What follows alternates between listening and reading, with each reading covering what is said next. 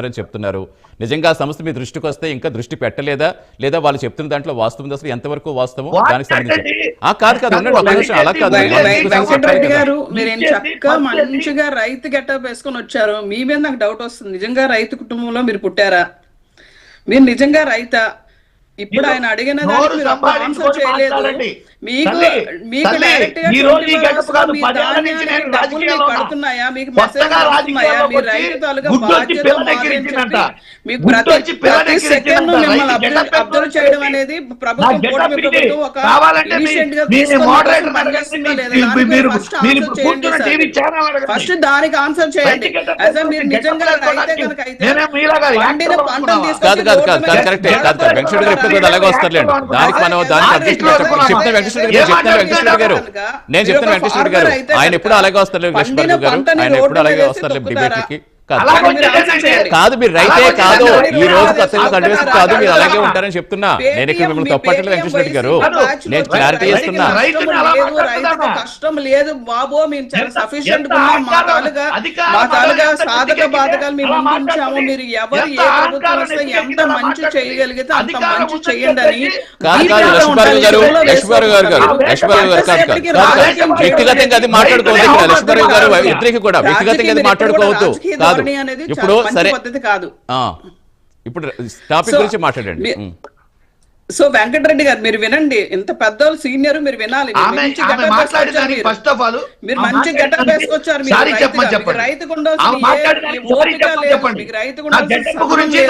రైతు వచ్చి పండిన పంటను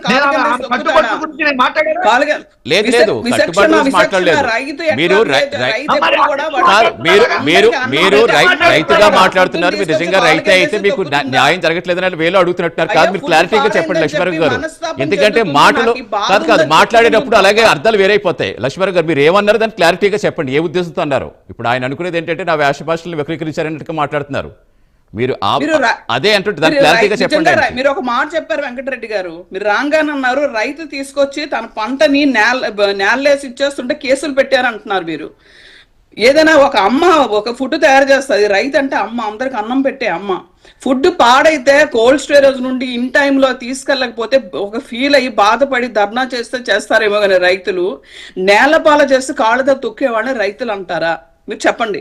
ఒక రైతు కుటుంబం మీద అన్నారు, రైతు తాలూకు సాధక బాధకాలు మీకు అర్థమయ్యాయి అన్నారు. అమ్మ ఫుడ్ నీ కాళ్ళ కింద తొక్కుతుందా?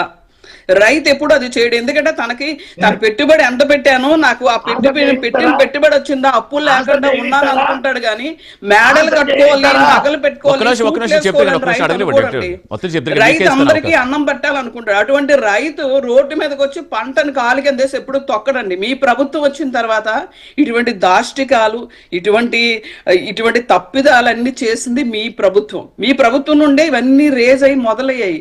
రౌడీయిజం మీ ప్రభుత్వం నుంచి వచ్చింది. రైతును కూడా తీసుకొచ్చి రైతు తాలూకా సెంటిమెంట్ ఏదైతే ఉందో, అటాచ్మెంట్ ఏదైతే ఉందో, మనలో ఈ రోజు ట్రైన్లో 2-3 ట్రైన్లు ఆంధ్రప్రదేశ్ నుండి బయట రాష్ట్రాలకు వెళ్ళి మన తాలుగా కొబ్బరి బొండాలు, మన తాలుగా అరటిపళ్ళు అక్కడ ఆ మార్కెట్లో మనం విక్రయిస్తూ మన రైతుని లాభదాయకంగా చూడాలనేది మన ఇంటెన్షన్. రైతుకు ఒక తృప్తి ఉంటుంది. రైతు దగ్గర నిజంగా పంట దగ్గరికి వెళ్తే రైతు ఊరకనే 4 గెల్లు ఇస్తారు, 2 గెల్లు ఇస్తారు, 4 డజన్లు ఇస్తాడు, పెడతాడు. ఎందుకంటే రైతు అమ్మతో సమానం. మనం ఇంటికి వస్తే ఎలాగో ఒక వాయనం పెట్టి బొట్టు పెట్టి చీర పెడతాము, లైక్ రైతు కూడా పంట దగ్గరికి వెళ్ళే వారికి తక్కువ ప్రైస్కి ఇస్తారు. ఎందుకంటే రైతు కొంతమ కోరికలు ఉండవు, నేను సూట్ వేసుకోవాలి, బూట్ వేసుకోవాలి, ఇటువంటి అంబిషన్ ఫెలో రైతు కాడు. ఎందుకంటే అన్నం పెట్టేవాడు రైతు. అది మీరు అర్థం చేసుకోకుండా మీకు తప్పిదాలు ఏమైనా ఉంటాయి. నిజంగా మీరు రైతుల మీద కన్సర్న్ ఉండి గౌరవం మీకుంటే ఇప్పుడు ఈ ప్రభుత్వం వచ్చి ఇంకా 1.5 year కాలేదు. ఈ ప్రభుత్వం ఎటువంటి మెలకువలు చేయాలి, రైతులకు ఇంకెటువంటి మంచి పనులు చేస్తే బాగుంటుంది, ఇంకెలాంటి ప్రికాషన్స్ మీరు ఇవ్వగలిగితే మంచి సలహాలు యాజ్ రైతుగా ఇవ్వండి. అంతేగాని మీరు వచ్చి వైఎస్ఆర్ పార్టీని ఒకరితో పుచ్చుకొని వచ్చి లేనివి ఉన్నవి జనాలకి మభ్యపెట్టి వాళ్ళకి మీరు వాళ్ళ మీద రుద్దాలనుకుంటే కనుక జనాలు ఆల్రెడీ మిమ్మల్ని వ్యతిరేకించారు.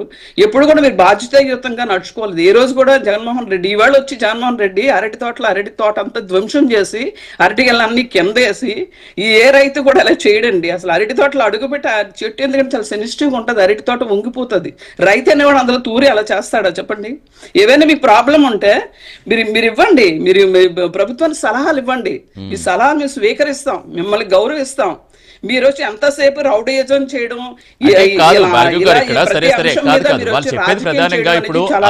తక్కువ ధర వస్తుంది అని వాళ్ళ హయాంలో టన్నుకి 25,000 ఇచ్చామని, నిజంగా ఇప్పుడు అరటి రైతులు కాపాడే విధంగా మీరు ఏం యాక్షన్ తీసుకున్నారో చెప్పండి. ఇవాళ టన్నుకి సగటున ఈ రోజు 70% 70,000 రేటు పలుకుతా ఉంటే ఆయన అప్పుడు 25,000 ఇచ్చాం, మేము టన్నుకి 25,000 ఇచ్చామని చాలాసార్లు చెప్తున్నారు. ఇవాళ ఏ రైతు కరెక్ట్ రైతు వైసీపీ రైతులు కాదండి, పచ్చ కండువ వేసుకుంటే రైతు అవరండి. నిజంగా అన్నదాత ఈ రోజు నిజంగా వచ్చి అన్నదాత నుండి మీరు రివ్యూలు తీసుకోండి, అన్నదాతం కూర్చోబెట్టి మాట్లాడండి. మీరు వైసీపీ కండువ కింద ఉండి అన్నదాత అంటే ఐ వోంట్ బిలీవ్ దట్. ఎందుకంటే నిజాలు మీరు మాట్లాడాలి, వాస్తవాలు జనాలకు చెప్పాలి.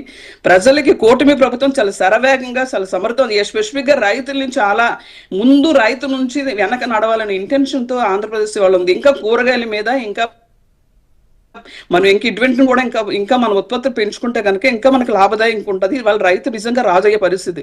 ఎందుకంటే రైతు కొంతమ కోరికలు ఉండవండి, రైతు కష్టపడేవాడు, చెమట వచ్చేవాడు. మీరు నాకు అడిగారు రాజకీయాల్లోకి వచ్చి ఎన్నేళ్ళైంది. నేను జస్ట్ మన పార్టీ ఓడిపోయిన తర్వాత టీడీపీ పార్టీలో చేరాను. ఎందుకంటే మీ తాలూకు దాష్టికాలు, మీ తాలూకు దుర్బుద్ధి, మీ తాలూగా ఆ ఇంటెన్షన్, మీ తాలూకు ఆలోచన నచ్చకే నేను పార్టీలో జాయిన్ అయ్యాను. నేను సోషల్ వర్కర్ అండి, నేను రాజకీయ వ్యక్తిని కాదు.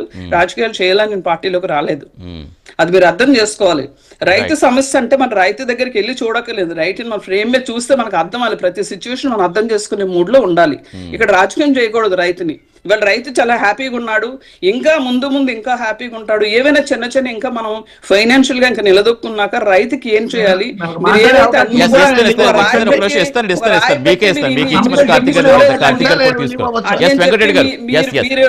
శంకుస్థాపన చేసినవన్నీ అవన్నీ కంప్లీట్ చేయాల్సిన బాధ్యత ఉంది. ఎందుకంటే మీ నాయకుడి లాగా ఆయన చేసిన పనులు నేను వదిలేసి నేను కొత్తగా పెడతానని అనుకోవట్లేదు. ఎందుకంటే గత ప్రభుత్వం ఏదైతే కంటిన్యూ చేసిందో వాటిని కంటిన్యూ చేసే దిశగానే కూటమి ప్రభుత్వం ప్రయాణిస్తుంది. వెంకటరెడ్డి గారు,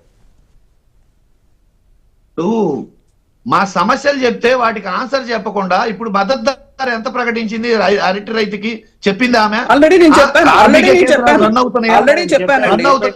మీరు 25,000 టన్నుకి సగటును ప్రకటిస్తే మేము 70,000 ఇస్తామని చెప్పారు వెంకటరెడ్డి గారు. స్టాండ్ అయి ఉంది. ఒక్క నిమిషం చెప్పండి వెంకటరెడ్డి గారు. ఆవిడ దానికైతే ఆన్సర్ 70,000 ఇస్తామని చెప్పారు. ఆన్సర్ 70,000 ఇస్తున్నారని ప్రభుత్వం ఏమి ఇచ్చిందనే చెప్పకుండా 70,000 మార్కెట్ లో పలుకుతుందంట. ₹10 అమ్ముతుంటే వాళ్ళు ₹10 అమ్ముతుంటే శుద్ధ అబద్ధాలు ఆడితే రైతు బతకాలా చావాలా? ఫ్రీగా రైతుకి అందుతుందా లేదా అనేది అవసరం. ఇప్పుడు బయట మనం మార్కెట్ చేసుకుంటా నాకు ఇష్టమైంది నేను ఫ్రీగా పంచాను అరటిపళ్ళు. లేదంటే నేను 500 అధికార పార్టీ రైతు 500 మీకు ఇచ్చి నేను 2 డజన్ అరటిపళ్ళు కొనుక్కుంటాను. సరే రైతు కంటే అందుతుందా లేదా? అది 70,000 అనేది ఇప్పుడు రైతు అమ్మది కాదు, రైతుకు అందుతుందా లేదని అడుగుతున్నారు.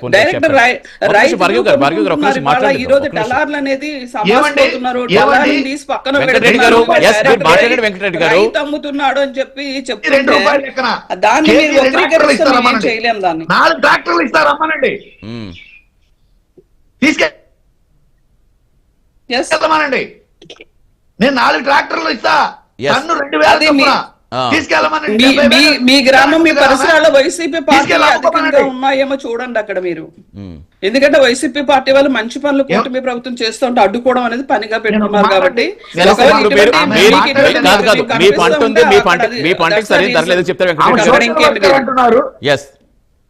వెంకటేశ్వర రెడ్డి గారు చెప్పండి. ఏం మాట్లాడుతుందండి అసలు నాకేం అర్థం కాదు. అలా కాదండి, ఇప్పుడు కాదు కదా మీరు అన్నారు కదా, మీరు చెప్పండి దానికి ఆవిడ ఆన్సర్ సరే చూద్దాం. వెంకటేశ్వర రెడ్డి గారు, మీరు ఇప్పుడు 4 ట్రాక్టర్లు ఇస్తారు, దానికి గిట్టుబాటు ఇస్తారని అడుగుతున్నారా? వాళ్ళు ప్రజలు చెప్పే సమస్య వినకుండా ఆమె ఏది విదండవాదం చెప్తుంది. నేను ఇప్పుడు రైతుల గురించి మాట్లాడుతూ ఒక్క నిమిషం కాదు. 70,000 ఇస్తున్నారని చెప్తుంది కదా ఆమె. అవును, మీరు ప్రజల తరపున 70,000 కాదు, మీరు ఇస్తున్నారని మీరు చెప్తున్నారు వైసీపీ ఆమె. రైతుగా వచ్చి కూర్చున్నారు. ఒక్క నిమిషం కాదు భార్గవి గారు, లక్ష్మణ్ గారు ఒక్క నిమిషం ప్లీజ్ ఒక్క నిమిషం రైతులు మాట్లాడండి. ఎస్ ఎస్ వైసీపీ వెంకటరామరావు గారు ఒక్క రైతులు నిమిషం లక్ష్మణ్ గారు మాట్లాడారు ఎందుకంటే మాట్లాడారు కదా, దానికి ఆన్సర్ మీరు ఇవ్వలేదు. మాట్లాడే ప్రతి ఓడు కూడా అవాస్తవం ఆమె మాట్లాడుతున్నారు. దగ్గర సబ్జెక్ట్ లేదు, రైతులు మాట్లాడటం మీరు చెప్పండి, లేదు. చూపించండి ఎక్కడెక్కడ రైతులు నష్టపోయారు. మీరు అడ్రస్లతో సహా మాకు పెట్టండి, నాకు పంపించండి, నాకు అది చేస్తారా అది చేస్తారు వెంకటేశ్వర గారు. ఓకే దానికి రైతులు ఎక్కడ నష్టపోవట్లేదు. ఈ మీకు 1.5 మీరే years చెప్తారు ఇప్పుడు చాలా 4 flexible ట్రాక్టర్లు రైతు భరోసా నాదే ఉంది పడింది. ఇస్తామని నిజంగా వాళ్ళు చాలా చెప్పండి. హ్యాపీగా ఉన్నారు వాళ్ళు. వాళ్ళ పంటకి గిట్టుబాటు ధరలు ఉన్నాయి. They are very happy. S Venkateswara గారు మీది బాగా ఫ్రీజ్ అయిపోయింది ఫ్రేమ్ కూడా. ఎస్ ఒకసారి చెక్ చేసుకోండి మళ్ళీ వస్తాను. ఎస్ కార్తీక్ గారు ఇప్పుడు మీరేం చెప్తారు?